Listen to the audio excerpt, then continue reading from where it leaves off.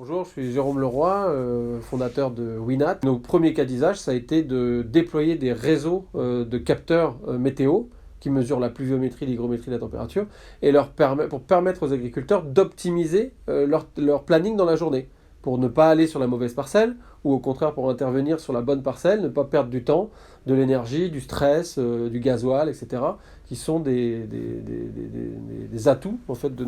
la solution pour leur permettre d'économiser du temps, de l'argent, du gasoil, etc. On avait été identifié par le bivouac et de participer à l'événement Capayoti qui était spécialisé sur le smart agriculture. Et c'est ça qui nous a fait effectivement rentrer en contact avec GayCities pour faire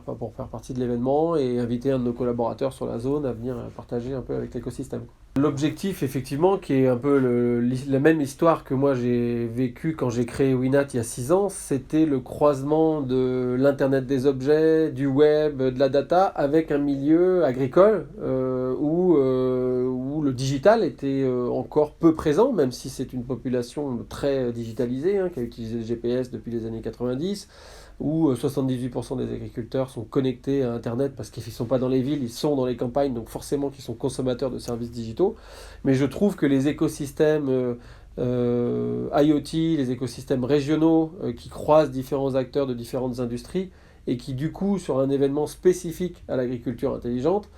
voilà, nous poussent nous à être présents pour pouvoir comprendre les enjeux, voir les partenariats possibles sur une région ou avec les différents partenaires de l'écosystème, que ce soit logiciel, matériel, sécurité informatique ou encore des clients et utilisateurs finaux comme des coopératives ou des agriculteurs.